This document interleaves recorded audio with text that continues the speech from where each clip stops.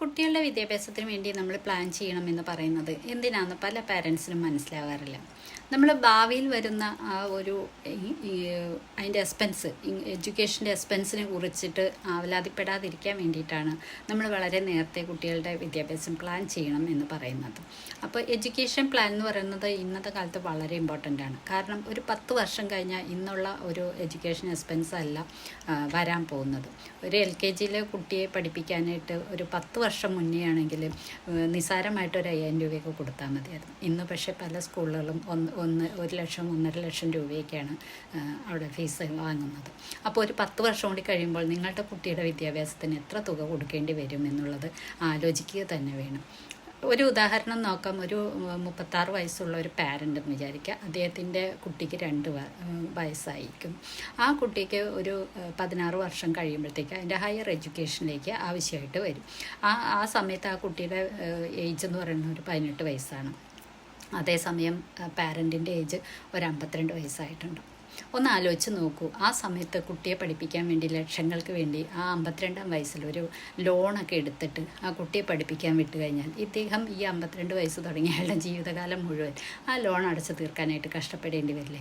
ആ സമയത്ത് ചിലപ്പോൾ അദ്ദേഹത്തിന് ജോലി ഉണ്ടായെന്ന് വരില്ല, അല്ലെങ്കിൽ വിചാരിച്ച ഇൻകം ഉണ്ടായെന്ന് വരില്ല.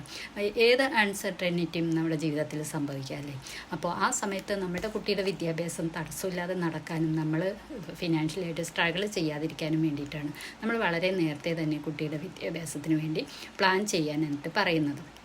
കുട്ടി ജനിക്കുമ്പോൾ തന്നെ അന്ന് തുടങ്ങി പ്ലാൻ ചെയ്യുകയാണെങ്കിൽ തീർച്ചയായിട്ടും ആ കുട്ടിയുടെ ഹയർ എഡ്യൂക്കേഷൻ ആകുമ്പോഴത്തേക്കും നല്ലൊരു എമൗണ്ട് ഉണ്ടാക്കിയെടുക്കാൻ കഴിയും. ഒരു ഇൻഫ്ലേഷനൊന്നും കാര്യമായി ബാധിക്കാതെ തന്നെ നല്ലൊരു ഫണ്ട് ഉണ്ടാക്കി ആ കുട്ടിയുടെ ഇഷ്ടത്തിനനുസരിച്ചുള്ള വിദ്യാഭ്യാസം കൊടുക്കാനും പാരൻസിന് കഴിയുകയും ചെയ്യും. അപ്പോൾ അത് തീർച്ചയായിട്ടും ചെയ്യേണ്ടതാണ്. 3 ടൈപ്പ് പാരൻസാണുള്ളത്.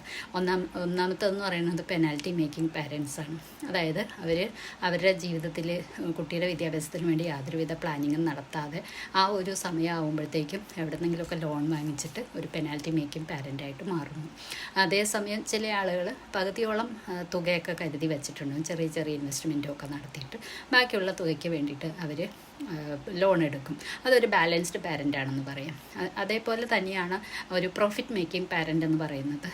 വളരെ നേരത്തെ തന്നെ കുട്ടി ജനിക്കുമ്പോൾ തന്നെ കുട്ടിയുടെ വിദ്യാഭ്യാസത്തിന് വേണ്ടി പ്ലാൻ ചെയ്ത് കുട്ടിയുടെ ഹയർ എഡ്യൂക്കേഷനൊക്കെ എത്തുമ്പോഴത്തേക്കും നല്ലൊരു ഫണ്ട് രൂപീകരിച്ച് കുട്ടിയുടെ ഇഷ്ടത്തിനുള്ള എഡ്യൂക്കേഷനൊക്കെ കൊടുക്കാനായിട്ട് പ്രാപ്തനായി നിൽക്കുന്ന ഒരു പ്രോഫിറ്റ് മേക്കിംഗ് പാരൻ്റ്.